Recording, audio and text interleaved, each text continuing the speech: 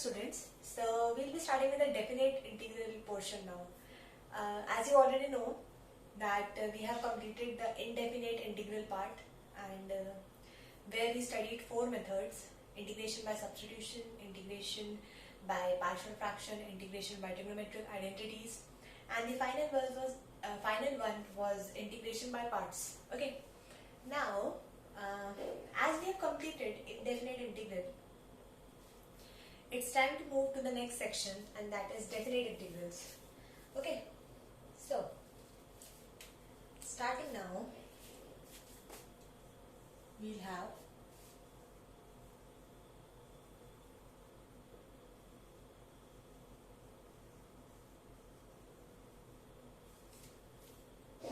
definite integral. Okay, now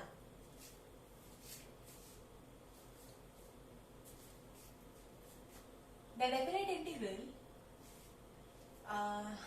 as the name suggests, definite, right?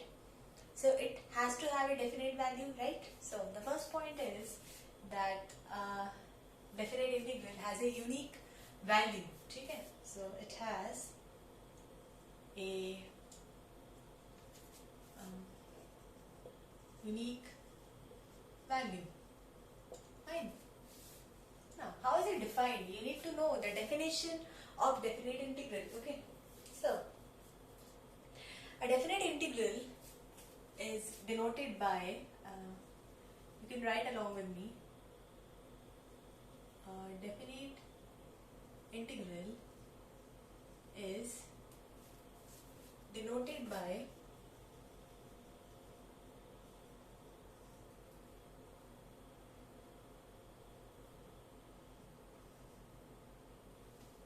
integration of a to b fx dx. Okay? Where a is called the lower limit of the function, where a is called the lower limit of the integral,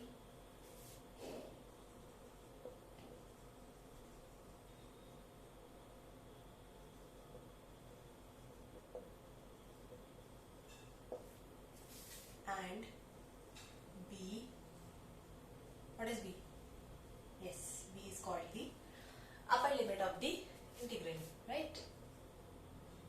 Called the upper limit of the integral. Okay?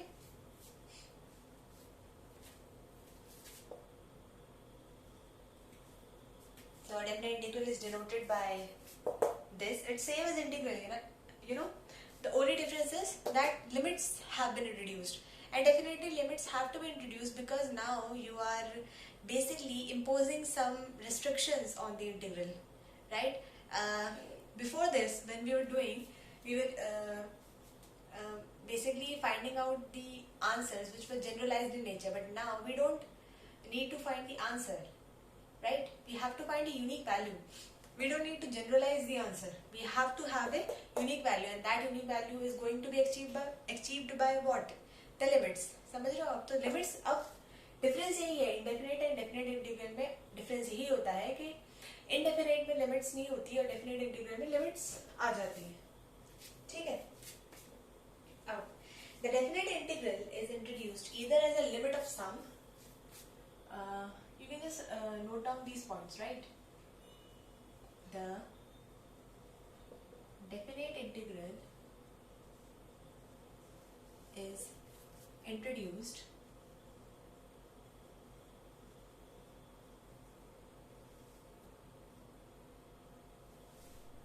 either as a limit of sum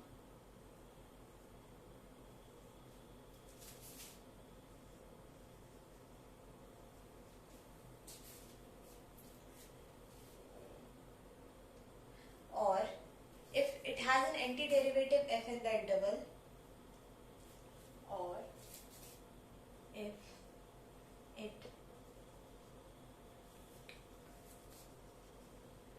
has an antiderivative which is capital F, right, in the closed interval a to b, in the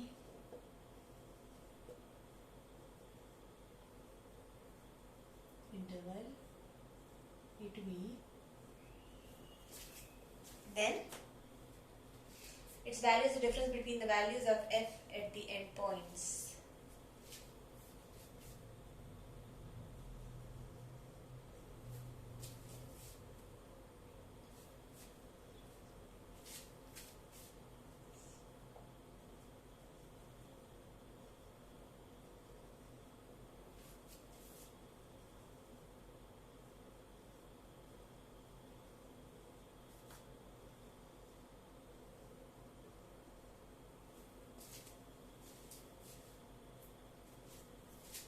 Between the values of f at the endpoints. That is f of, what are the endpoints? B and A. F of B minus f of A. Okay. So what we have to remember, that it has a unique value, fine, and it's basically denoted by this, where A is the lower limit of the integral and B is the upper limit of the integral, fine. The definite integral is basically introduced in two ways.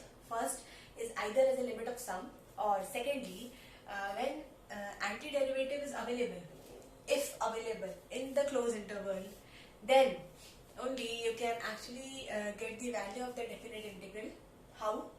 जब आप दोनों को subtract करेंगे, that is आप जब difference निकालेंगे between the values of f at the end points, मतलब upper limit और lower limit, right? So f of upper limit minus f of lower limit. Now we'll talk about definite integral as a limit of sum. इसमें we have a derivation which I think is not that useful for you at this point of time. So I'll be directly giving the result. ठीक है, and उसके basis पे हम एक question करेंगे. So you can note this down so that I can rub it. The next topic is the definite integral as the limit of sum. ठीक है.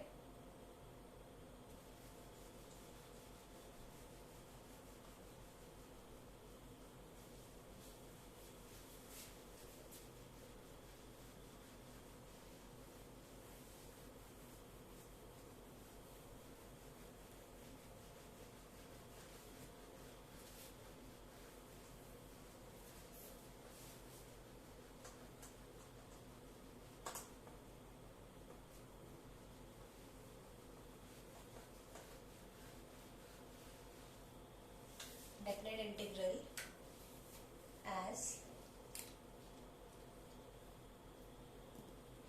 the limit of sum.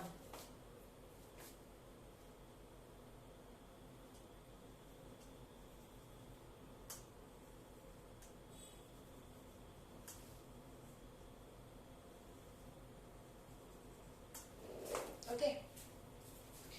I will be directly writing the result which we are going to use, and the result is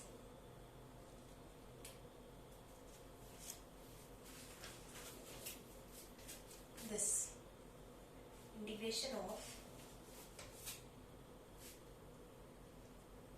a to b f of x dx is equal to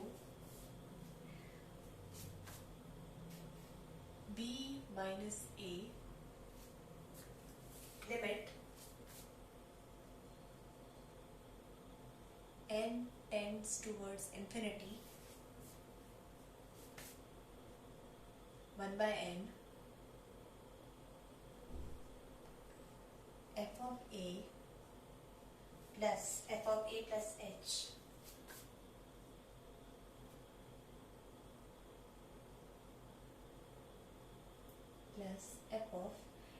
plus n minus 1h, right? Yes. A plus n minus 1h. ठीक है? Where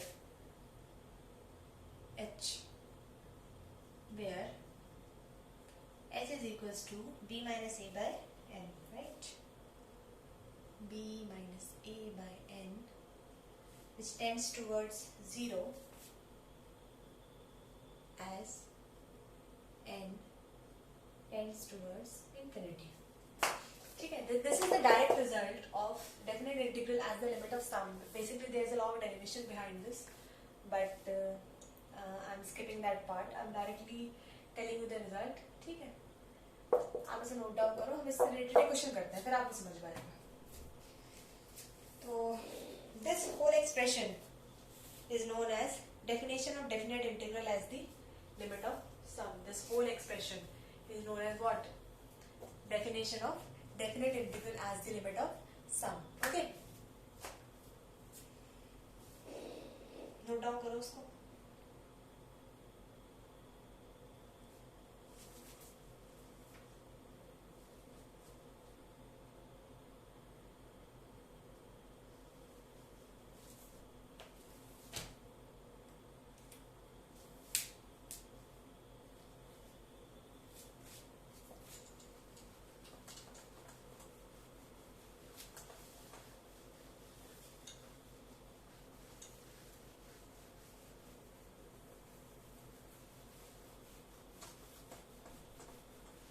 करते हैं इसका question एक. ठीक है? तब आपको समझ में आएगा.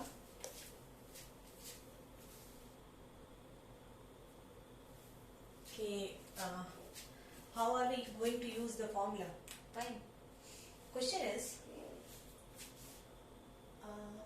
find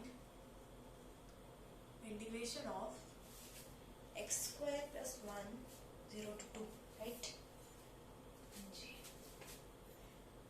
X square plus 1 0 to 2 dx as the limit of a sum.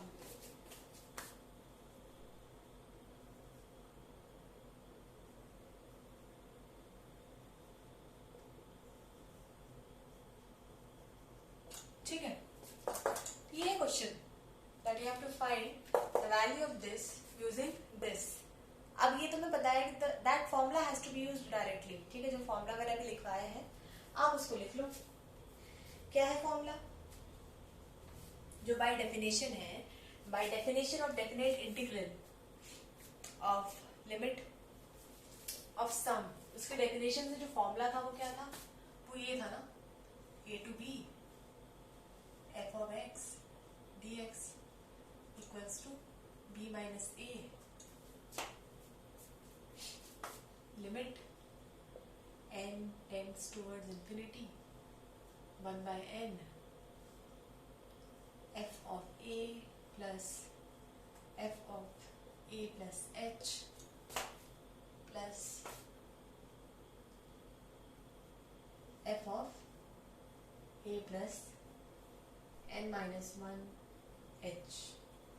ठीक है? जहाँ पे h क्या था? b minus a upon n which tends towards 0 as n tends towards infinity. ये तो समझ में आ रहा है ना? अगर infinity हो जाएगा ये तो anything upon infinity is 0, right? 1 upon infinity is 0, है? तो ये वही चीज है. इसलिए ऐसा लिखा हुआ है कि अगर इसकी वैल्यू infinity पहुंच गई तो ये पूरा को पूरा upon infinity हो जाएगा. anything upon infinity tends towards 0. समझ रहे हो? आई गेस ये इतना टफ नहीं होगा जो मैं बोल रही हूँ. अब क्या करना है? डायरेक्टली वैल्यूज रखो. क्या कह दिया है? पहले h फाइंड आउट करो. h क्या होगा हमारा? h क्या बोला? b माइनस ए अपॉन एन. b क्या है? 2. a क्या है? 0. b आपका 2 है एंड a आपका 0 है. ठीक है? तो 2 माइनस 0 अपॉन n मतलब 2 बाय n. ठीक है? h जो है आपका 2 बाय n है. ठीक है? अब इसे वैल्यूज रखो. b माइनस ए,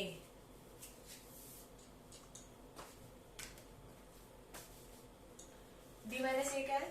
2 माइनस 0, तो 2 minus 0 limit n tends towards infinity, ठीक है, 1 by n f of a क्या है 0, पहले वैल्यूज रख दो, f of 0 plus f of 0 plus 2 by n, 0 plus 2 by n is 2 by n, ठीक है, तो 2 बाय n। सिमिलरली आगे क्या हो जाएगा, a प्लस 2h हो जाएगा, तो वो क्या हो जाएगा 0 प्लस 2h, ये जो होगा ये होगा a प्लस 2h, मतलब 0 प्लस 2 इंटू h क्या है 2 बाय n, मतलब 0 प्लस 4 बाय n, कहने का मतलब क्या है 4 बाय n आएगा, तो यहाँ पे आ जाएगा 4 बाय n, ठीक है।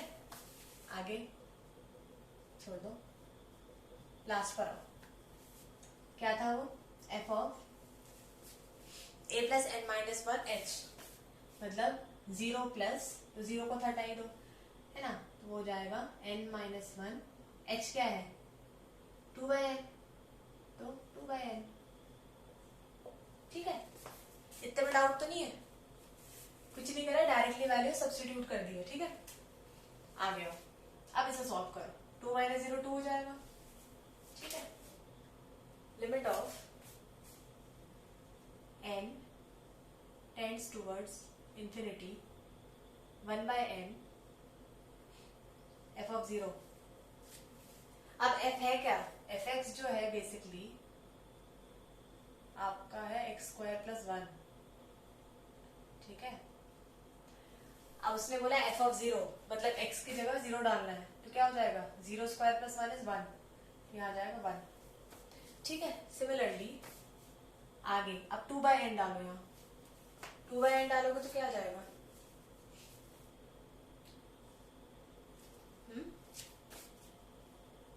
स्क्वायर हो जाएगा ना, तो 2 square by n square plus 1, ठीक।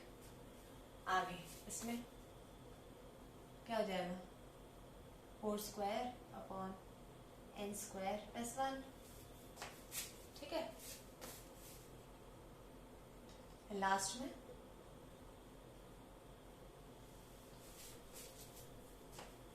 रखो इसकी जगह, क्या हो जाएगा n माइनस 1 का whole square 2 square by n square, है ना, या फिर ये भी कर सकते हो 2 को अंदर मल्टीप्लाई कर दो, तो 2n माइनस 2 हो जाएगा, तो ये हो जाएगा 2n माइनस 2 का whole square upon n square plus 1, ठीक है।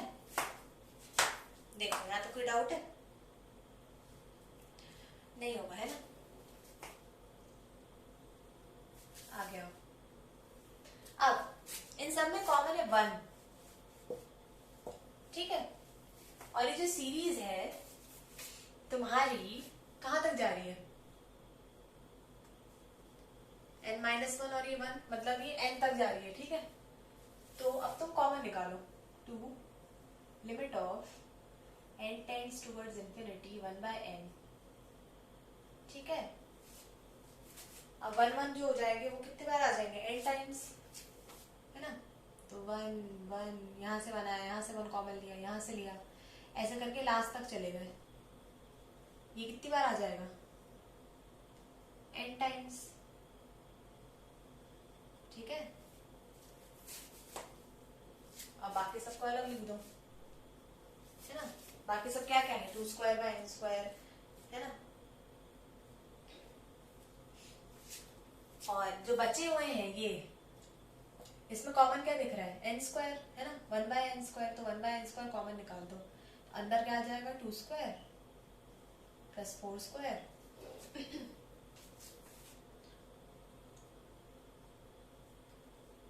To n minus 2। देखो डाउट है सर, लगता नहीं मुझे, है ना। अब देखो आगे हो जाएगा 2 limit n tends towards infinity 1 by n। अब जब 1 को तुम n टाइम्स n आएगा ना, राइट, इसका आ जाएगा n, ठीक। यहां पर देखो, अब यहां पर क्या कॉमन निकल सकता है?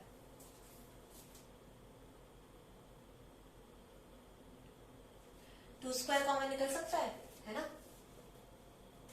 तो ये हो जाएगा 2 स्क्वायर बाय n स्क्वायर, अंदर क्या बचेगा 1 square plus 2 square up till n minus 1 whole square.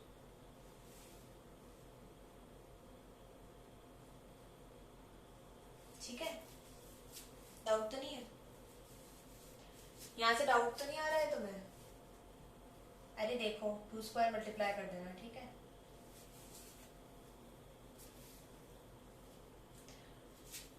तो वही का वही आ जाएगा।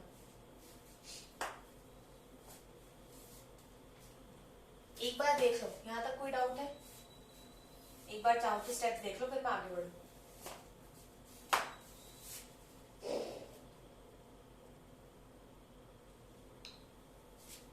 नहीं होना चाहिए, डाउट सिंपल है, ठीक है। आगे आगे क्या हो जाएगा? नोट डाउन कर लिया ये? क्योंकि नीचे तो स्पेस नहीं, मुझे ये रब करना पड़ेगा, है ना।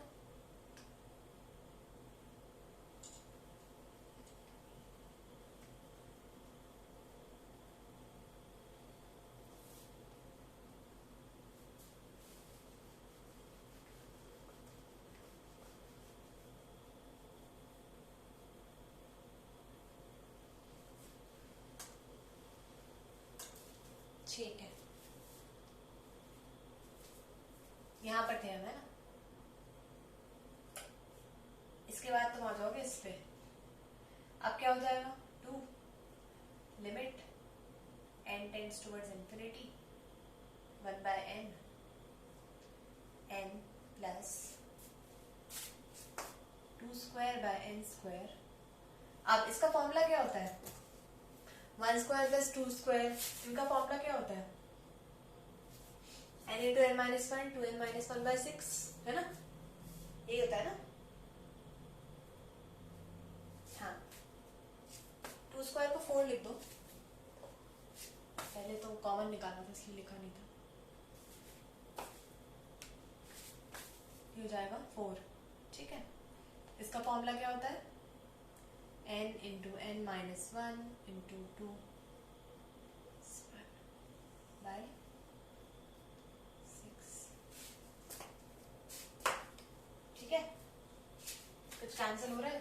हाँ हो रहा है, ये 2 ये 3, एक n से एक n, ठीक है। तो अब क्या बच जाएगा? 2 limit of n tends towards infinity 1 by n plus 2 by n minus 1 2 by 3n 2n minus 1। देखो कोई डाउट है?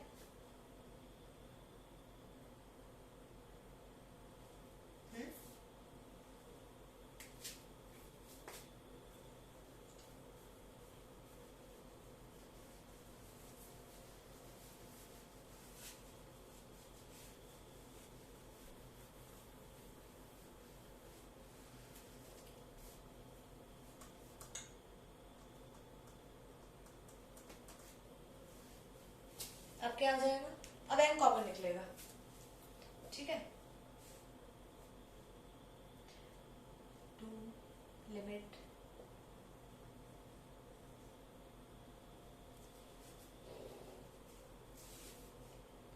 n कॉमन निकलेगा बाहर, तो n बाय n हो जाएगा, तो ये कैंसिल हो जाएगा, ठीक है। ये हो जाएगा 1 plus 2 by 3 n minus 1 by n, और ये हो जाएगा n माइनस n नहीं सॉरी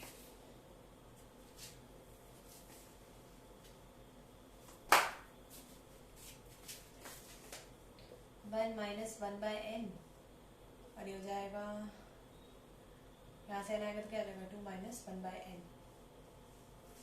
देखो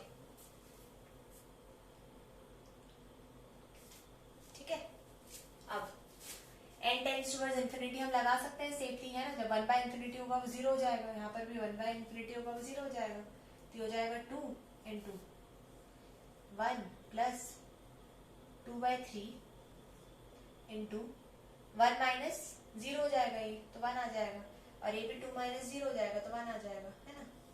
मतलब फाइनली क्या बनेगा, 2 इंटू 1 प्लस 2/3, है ना। मतलब बनेगा ये 2 इंटू 3/5/3,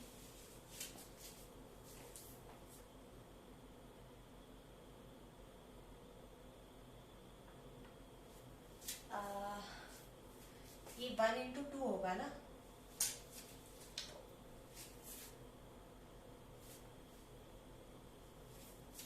है ना। ये तो 1 था, 1 माइनस 0 1, 2 माइनस 0 तो 2 होता है, ठीक है। तो ये 2 2 4 हो जाएगा, तो ये 4/3 हो जाएगा, ठीक है। 3 + 4 7/3 हो जाएगा, 7/3, फाइनल आंसर आ जाएगा 14/3, ठीक है। ये है फाइनल आंसर। डेफिनेट इंटीग्रल था तो इसलिए डेफिनेट आंसर आया, यूनिक वैल्यू आ गई है। As a limit of sum solve करना था तो हमने उसी का फॉर्मूला लेके इसको सॉल्व करना है, ठीक है। नोट डाउन कर लो इसको, तो आगे बढ़ेंगे।